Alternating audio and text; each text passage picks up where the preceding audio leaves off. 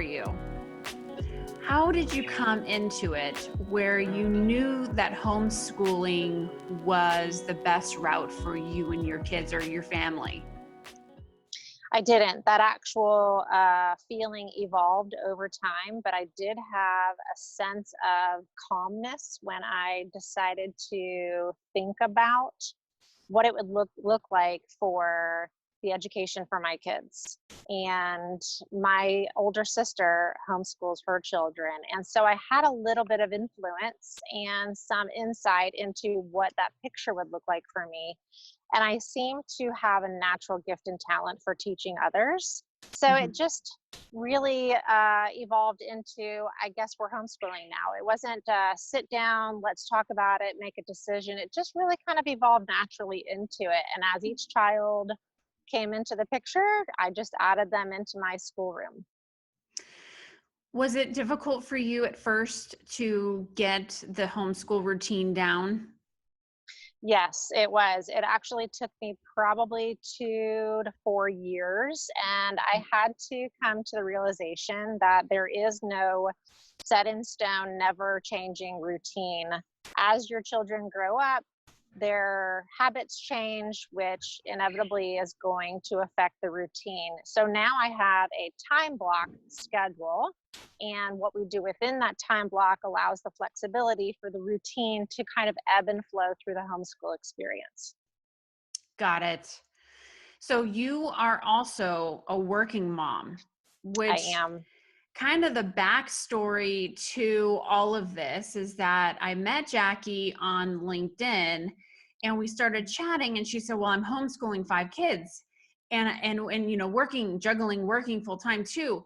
And coincidentally, so right now when we are recording, we're in the middle and in the midst of this craziness of COVID-19. In California, we're in a lockdown. And so when I connected with Jackie and I thought of this show to do it based off of homeschooling and working full time, working moms who are working full time, I really didn't know how meaningful this would be, especially right now, because homeschooling wasn't even a thought in our minds at that time. So isn't everything so divinely guided, right? So Yes. divinely guided.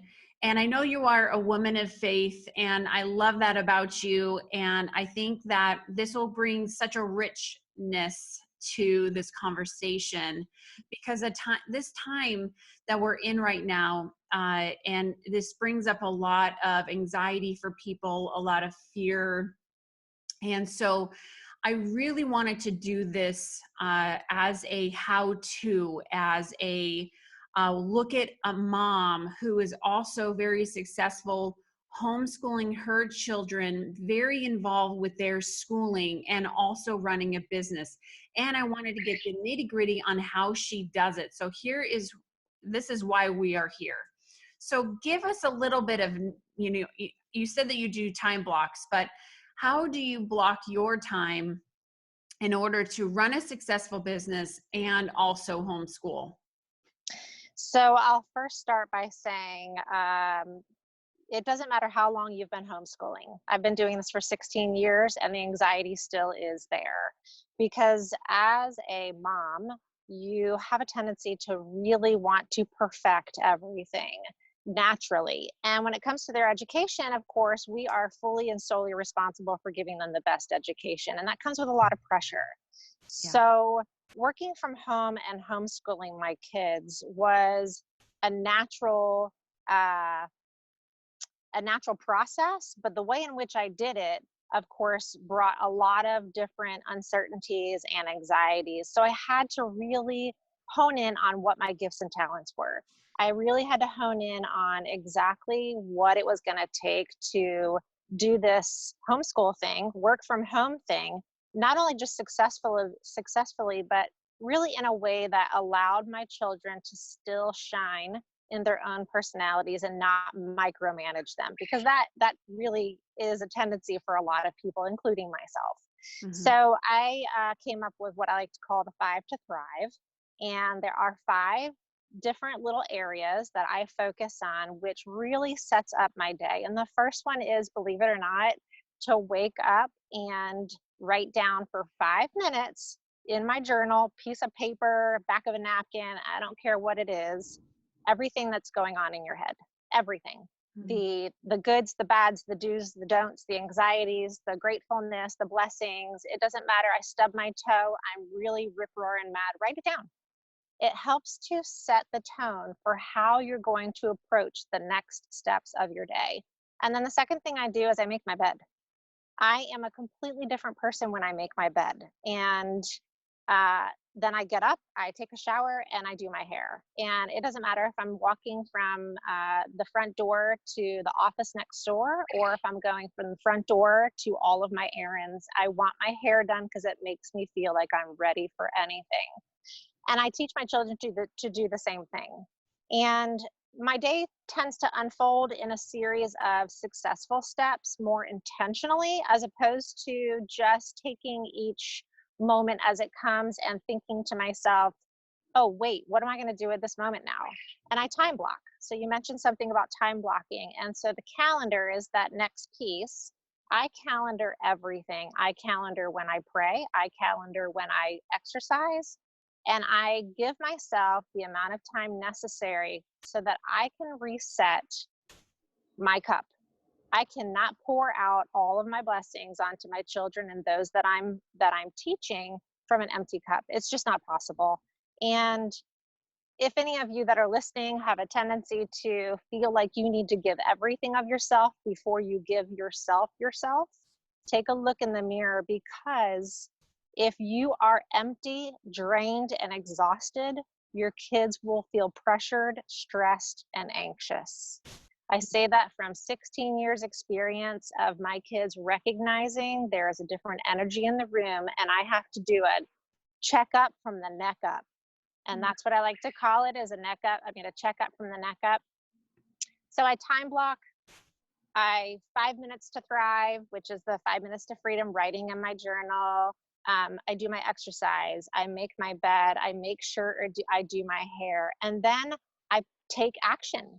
So I live by my calendar. But one of the things I learned about myself, being a type A personality, was I was allowing the time to control me as opposed to me controlling my time.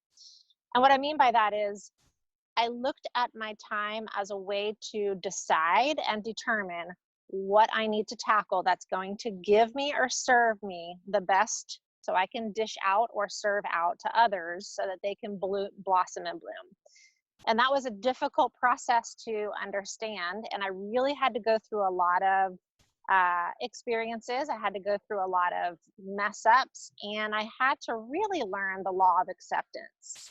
And through all of this, the law of acceptance has really enabled me to move into each piece of that 5 to thrive without feeling stressed or anxious or pressured, or at the end of the day feeling accomplished, as opposed to looking at my list that's 2 pages long thinking I didn't accomplish anything. So I want to pause just right there, because I want everyone to get on social media right now after watching this, or even during watching this, is the hashtag 5 to thrive. Okay. And then tag Jackie, because she is really giving you the nuggets on how to do this. Now, we didn't really realize, a couple months ago, that we would all be homeschooling as a collective.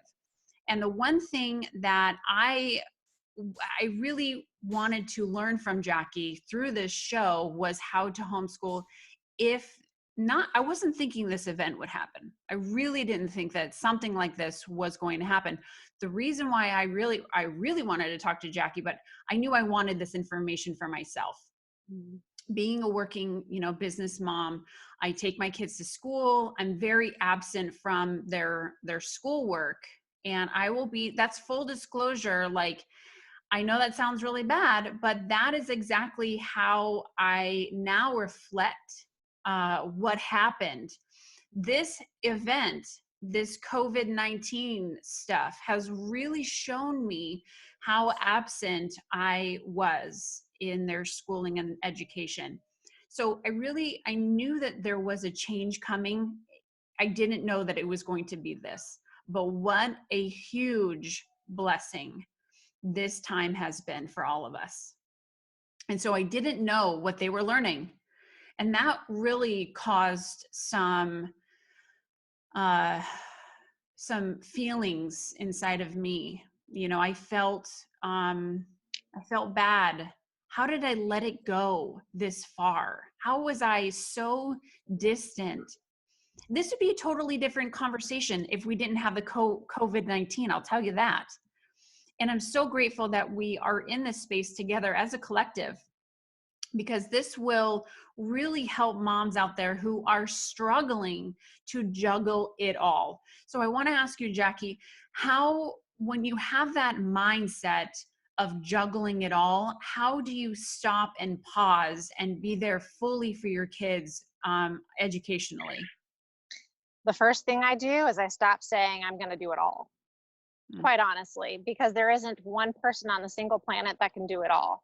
We will do many things well, but we won't do everything perfect.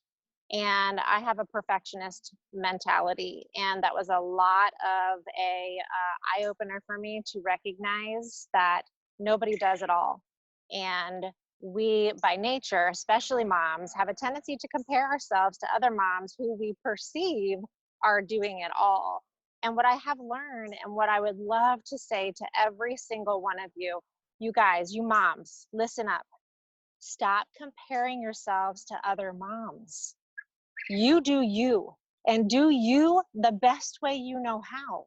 And if that means stopping your entire agenda to take the time and listen and be with your children, you know how they spell learning?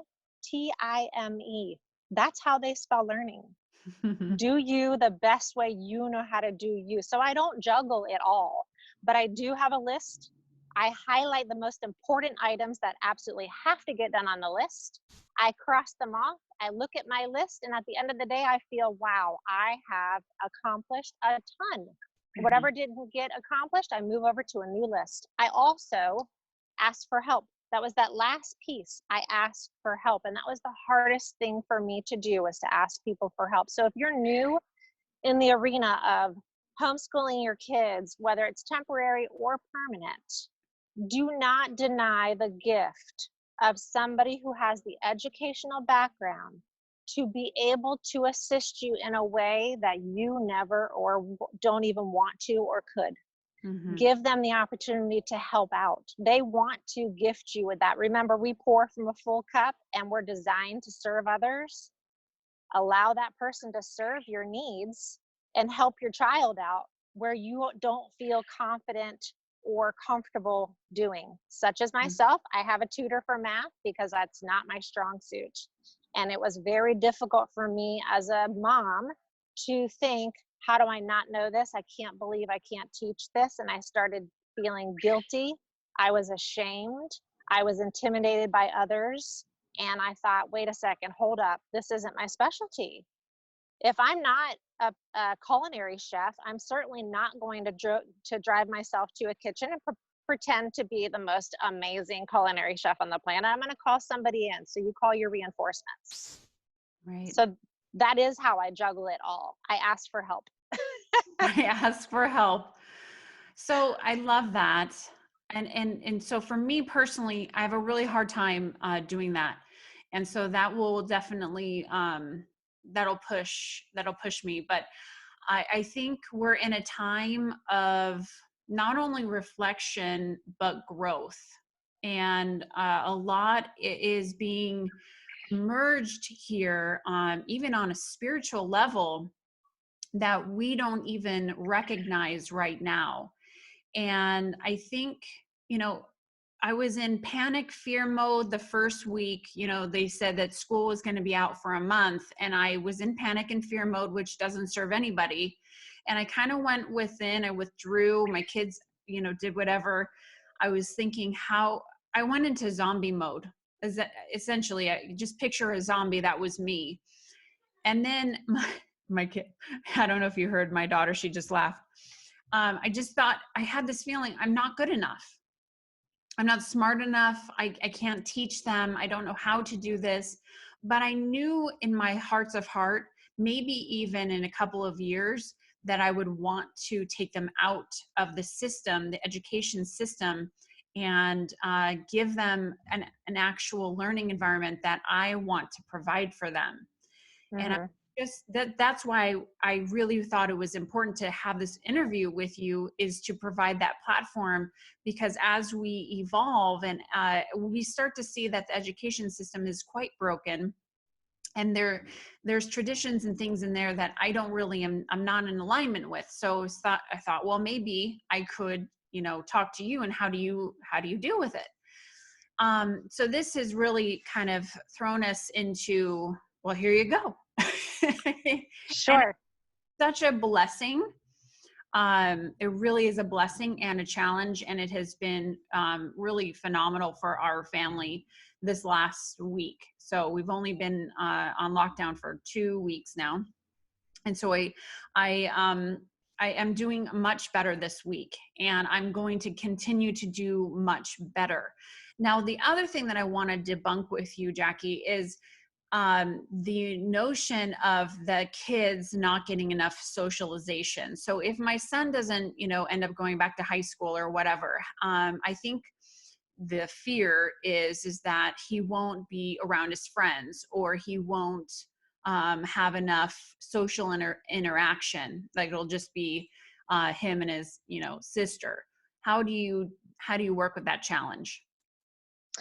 That was a challenge in the very beginning, not so much for them, but more so for me and the people that didn't understand what true socialization was. Quite honestly, I belong to 4 different homeschool groups, and they probably had more socialization than they did education, because we participated in all of the activities. There are numerous support groups that you can become a member of and get honestly inundated with the amount of activities that are scheduled to not only continue the education process for your child, which gives them an outside extracurricular activity that you can use to accompany whatever lesson you're using, but it creates that need for the social aspect as well, which is fantastic.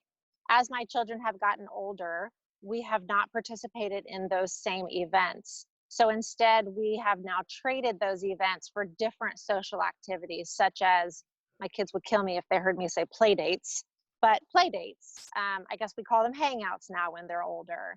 And so we have to be intentional as parents. When you make the decision and have the determination to take on their education, you're also taking on all of the things that the educational system also provides, which is that social exposure. So you Right. have to be intentional as to what social exposure you're wanting them to become involved in. And the benefit of that is you can literally pick and choose what's going to best serve them and your family as a whole and individually. What is it that is helping them grow as an individual? What's filling their cup spiritually? And Mhm. pick and choose those ones that are going to allow them to really grow and mature into the contributor for society, because that's ultimately what you're raising. You're raising miniature adults to be ultimate contributors to society. So you get to pick and choose how you want to upbring them into that Right. area. And social, yes, engagement is one of those opportunities. We have outside activities regularly, and so um, there's no downtime, if you will. I have to say, during this COVID experience, which I'm calling an opportunity in the making, has really opened up our eyes into how busy, and we in our family call it lazy busy, how lazy busy we have been, because we've engaged in things that really aren't serving us. They're just serving our calendar. It's not Mhm. serving us as a family, and it's not serving us as an individual. There's no opportunity for growth, but there's always an opportunity for going somewhere and rushing off and feeling pressure because you didn't achieve something when you got home. Does that make sense? It does. It really does. I think you're right. This is a time for opportunity, big time opportunity, and for reflection. I was really quite scared to be honest, that I was going to be home with my kids and stuck in the house, for a month. And it actually has been quite the blessing. Mm-hmm. And I love my kids dearly. They are the biggest and greatest joys of my life. And what I really saw is the reflection of myself being a mom, and that I was doing things, day to day, the monotonous things, that ultimately the one thing that really matters is them and the family unit. And this provides the opportunity to cultivate that family unit again and to see what is actually important in life. And this shows you, now, there's a shortage of toilet paper. It's like, great, this provides an opportunity for us to see things a little differently. There's long lines at the grocery stores right now. And this provides an opportunity, we have taken so many things for granted. And so this is a great opportunity for my kids to see things in actual reality, that Mm-hmm. nothing is given to you on a silver platter. You have to work for things like food. And not only should you work for your food, but you should make it healthy. You should eat healthy. And that Right. our health is the number one biggest asset that we have. If we don't have our health, we have nothing. And that is a huge message for this entire time right now. Our brains are hardwired to find solutions for everything. But if we deny our brains and our bodies the time it needs to provide a solution, we will come up with a reaction. And the reaction is always negative and never positive. So if you just simply step back and ask yourself, what do I know in this moment to be true? Mm-hmm. Your brain will problem solve everything that it knows to be true. And it's amazing because it reduces all your fears, all your anxieties, and all your apprehensions. Right. You can step out of that particular moment, if you will, and step right into a feeling of confidence. You can step into a feeling of pure joy. And really, it all boils down to a matter of perspective. And amazing that to recognize the influence that we now have by modeling the behavior we've wanted our children to establish the whole time. Yeah. But the system sucks you in. It definitely Unless you can make a if you allow it. unless you make a conscious decision to change things. Yes. And And to I quote was Tony Robbins says, what you allow will continue. exactly. Mm-hmm. Exactly. So this allows us to have a richer life, maybe without not even having the riches of money, Right. with having the real riches. And we're seeing that now. So thank you so much. Your pearls of wisdom have really just highlighted this show and made this just an amazing interview. I just want to say thank you so much. If you can just give a little bit of a recap of your tips for our audience, that would be amazing. Just a quick little rundown, just a recap. Sure. I always put funny little names on things, just so I can remember it, which is 5 to Thrive. And 5 to Thrive is just simply, and in no particular order, quite honestly, you do you the way you do you best. I make the bed. I have to have a made bed. I take a shower and I do my hair. I absolutely have to walk out of my house feeling ready for anything. I pray, I meditate, and I do a little bit of yoga so I can reset my whole mental space and spiritual space. I also write down for 5 minutes everything that pops into my head, and I cut that off right at the 5 minute mark. I also take the time to ask for help, which is probably the hardest piece out of all of that 5 to Thrive, because I like to feel like I can do everything. So those are probably the basic 5 to Thrive pieces that I like to live my life by. And I forgot probably one of the most amazing ones, which is to calendar it. Time block, write it down in your calendar, stick to your calendar, and then take action on that calendar step. Yeah. 5 to Thrive, hashtag it. Make sure you tag Jackie, find her on social media. I'll have all the links down below. I'll have everything down below so you can go ahead and connect with Jackie easily. Maybe a second business for yourself would be a homeschool coach, right? Especially during this time where people are like scrambling. I need help. I don't know how to organize myself. A homeschool coach, you can go in and kind of debunk those fears and, you know, get people on their journey to homeschooling with success. Just a thought. Well, that would be fun. And I will have to say that sometimes I have to learn how to exercise my no muscle. Yeah. Nikki, thank you so much. I really appreciate you taking the time and asking me those questions, because they are definitely something, or all of them, that's on people's minds right now. And you mamas that are out there listening, you're doing an amazing job. You really, really are, just because you're showing up. So thank you, Nikki. I appreciate you.